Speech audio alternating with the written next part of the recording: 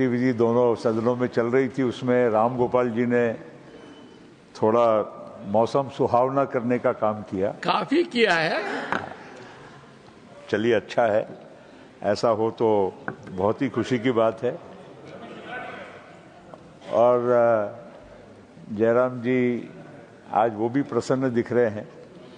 Doctor Singhvi साहब बड़े वकील, बहुत कुछ बोल के गए, मगर अंत में मुझे नहीं समझ में आया कि उसका सार क्या था। मैं भी कुछ सीखना चाहता था, शायद चिदम्बरम जी और कपिल सिब्बल साहब से बाद में सीख लेंगे।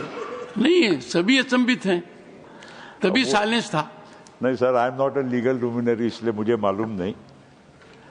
इतना मुझे मालूम है कि हमारा संविधान जो है भारत का, ये सर्वश्रेष्ठ है। उसको आजकल बहुत ज़्यादा दिखाया जा रहा है, जेब से निकाला जा रहा है। और मेरे लिए तो गीता भी है, कुरान भी है, गुरु ग्रंथ साहब भी है, बाइबल भी है।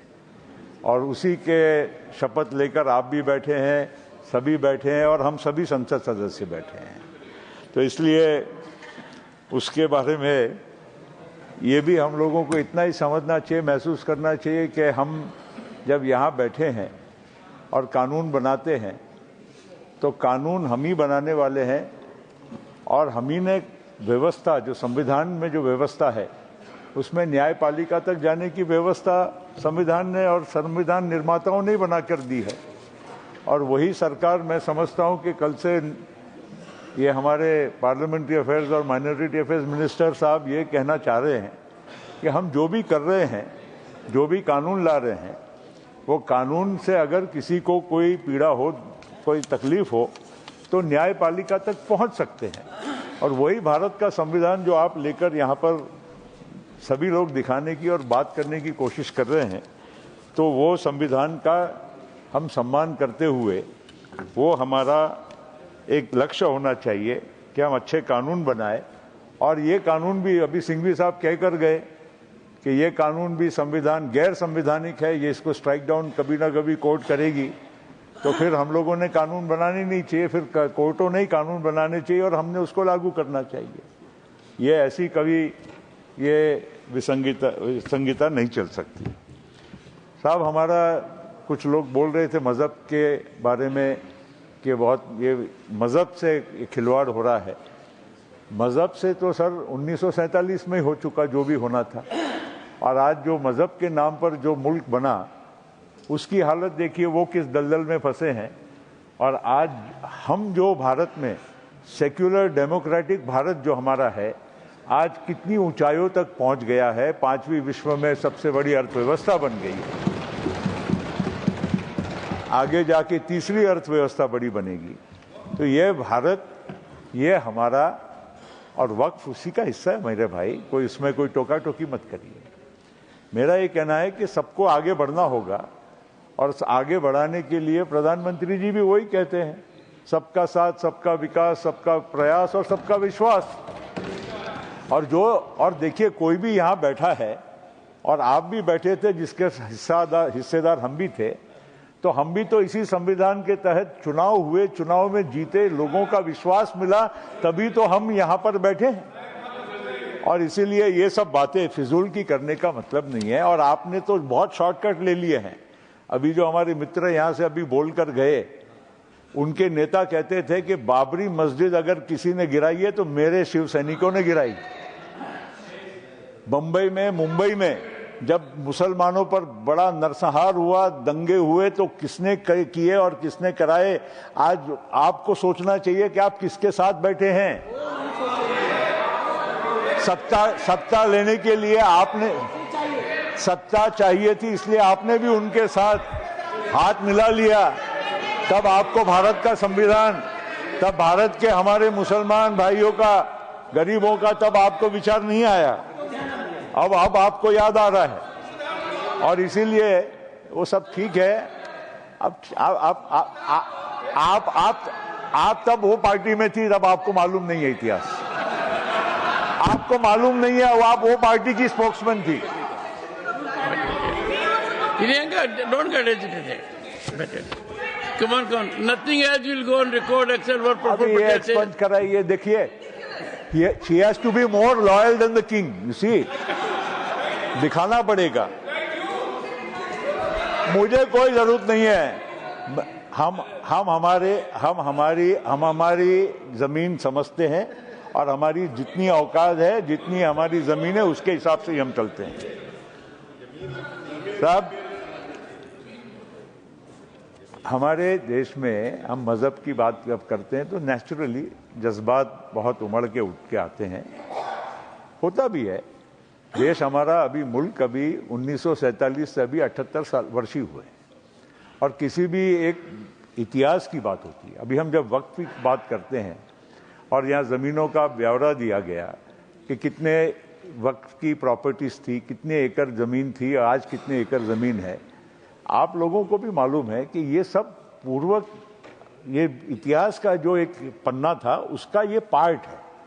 ये वक्त में इतनी सारी प्रॉपर्टीज और ज़मीनें उस ज़माने की गई कि जब हमारा देश आज़ाद, और आज़ादी के बाद के नया दौर जो था उसका ये एक हिस्सा है।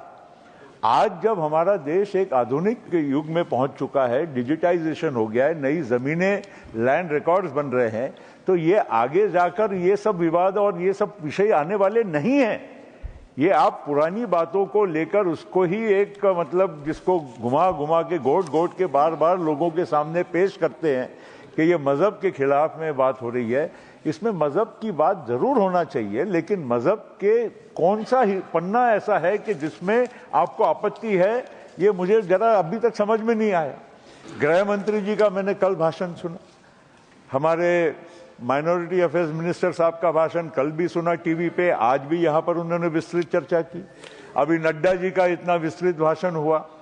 इसके इन सब भाषणों के बाद ऐसा कौन सा पहलू है, हमारे प्रधानमंत्री जी, पूर्व प्रधानमंत्री जी भी कुछ बोले, मुझे ये समझना है कि आज हम लोगों को कौन से ऐसे मामले से आपत्ति हो रही है कि जिससे हमारे कोई भी मुसलमान भाई बहन का आगे जाते हुए नुकसान होने वाला है।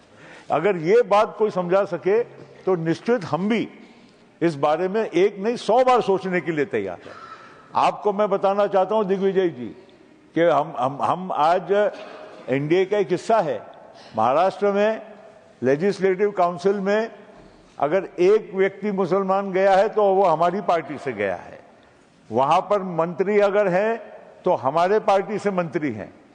और ये भी आपको बताता हूं कि आप लोग कभी नहीं दिए होंगे, 10% विधानसभा की टिकटें हमारी पार्टी ने मुसलमानों को दी। इसका मतलब ये नहीं है कि हम लोग कोई अलग धर्म या मजहब के हिसाब से बात कर रहे हैं। हम केवल आपको ये कहना चाहते हैं कि सभी को लेकर चलने का, ये प्रधानमंत्री जी का भी वही मंशा है। परसों नागपुर गए, आप लोग नागपुर करते हैं, वो जहां भी कहीं गए होंगे, लेकिन साथ साथ में डॉक्टर बाबा साहेब आम्बेडकर की दीक्षा भूमि पर भी वो गए थे। आप इस बात को क्यों नजरअंदाज करते हैं? आपको जो पसंद आएगा, आप लोगों के, मैंने टीवी पे कई लोगों के, अलग अलग लोगों के मैंने वक्तव्य देखे। चेयरमैन साहब यहां गए, सरसंचालक के वहां हेडक्वार्टर में गए, इनको नमन किया, उनको, अरे जरूर किया, लेकिन उन्होंने भारत के संविधान के निर्माता और इस देश के करोड़ों करोड़ों गरीब, वंचित, दलित लोगों की आस्था के प्रतीक डॉक्टर बाबा साहेब आम्बेडकर के सामने भी नतमस्तक हुए। और यही तो भारत का संविधान, वही तो वो सभी तो वही कह रहे हैं। और इसीलिए आज मुझे अभी तक समझ में नहीं आता है कि ये किस प्रकार की एक संकुचित सोच को लेकर अगर हम चलते हैं।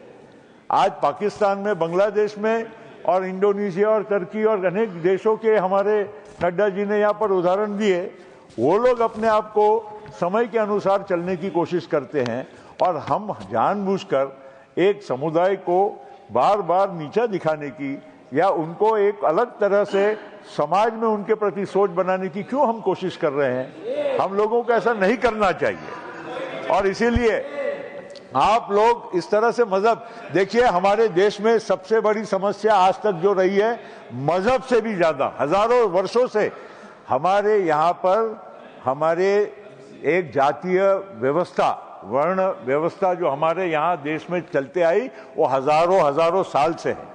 और वो व्यवस्था को दूर करने का काम वो सबसे ज्यादा महत्वपूर्ण था। हमारे देश में अगर सबसे ज्यादा बीमारी थी तो वो जातीय व्यवस्था की थी, लेकिन उसको दूर किया गया। मंडल आयोग आया। साहब, मंडल आयोग की सिफारिश इनके टाइम पर बहुत वर्षों तक पड़ी थी। वो आप जिस सरकार में थे विश्वनाथ प्रताप सिंह जी की, उसमें मंडल आयोग की सिफारिश को स्वीकार करके आज इस देश के करोड़ों करोड़ों लोगों को, ओबीसी को और गरीब जनता को न्याय देने का काम हुआ। उसकी बात क्यों नहीं करते हैं? खाली एक ही बात करना, मजहब की बात करके लगाना, ये बात ठीक नहीं होती है सर। इससे समाज में बंटवारा नहीं होना चाहिए। मैं इनसे भी गुजारिश करता हूं, और ऐसे जो लोगों ने जो इस प्रकार से हमारे यहाँ पर इन लोगों के साथ बैठकर हाथ मिलाकर सरकारें बनाकर, मगर जो उनका जो अंदर का जो सोच है, यहाँ की सोच है, वो बदली नहीं है। उनके साथ, उनके मामले में भी सावधान रहे, उनके मामले में सावधान रहे। हमें कोई उसकी चिंता नहीं है। आप अपनी सोच बनाए रखिए, लेकिन सावधान भी रहिए। आगे हमारे दोस्त आगे, अरे बाळासाहेब यांना आपण नमन करतो। त्यांनी आपल्याला काय सगळ्यांना सांगितलं की आम्हाला अभिमान आहे की माझ्या शिवसैनिकांनी बाबरी मस्जिद पाडली, हे बोलले ना, बरोबर आहे। आणि मुंबईच्या 92-93च्या दंगलीमध्ये माझ्या शिवसैनिकांनी आमच्या हिंदू बांधवाच्या रक्षण केला, हे तुम्ही बोलत होते, बरोबर आहे की नाही? मग धन्य हो, आपको भी धन्य हो। हम कुछ भी नहीं सर, आपको धन्यवाद के बोलने दिया, मगर इनको धन्य नहीं, काय आम्हाला काही चिंता नहीं। वो आपको जो बोलना है बोलो, सच्चाई देखो। अभी क्यों ऐसा कर रहे हो? अच्छा, आज पहली बार सर, पहली बार आखिरी में पहली बार हमारे संजय भैया का भाषण नरोबा कुंजोरबा था। कभी नहीं तो बिल्कुल टक टक टक टक टक बोलते। आज क्या बोलूं क्या नहीं बोलूं उनको समझ में नहीं आ रहा था।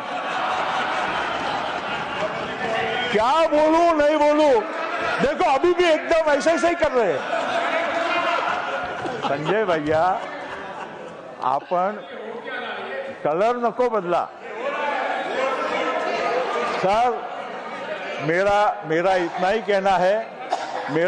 कहना है, भारत धर्मनिरपेक्ष देश है, रहेगा, और हम सब लोगों की जिम्मेदारी है कि भारत के संविधान के तहत भारत को एक सेक्युलर डेमोक्रेटिक रिपब्लिक बनाए रखे, और देश के हर एक नागरिक के लिए प्रधानमंत्री जी जो काम कर रहे हैं उसमें हम सहयोग करें।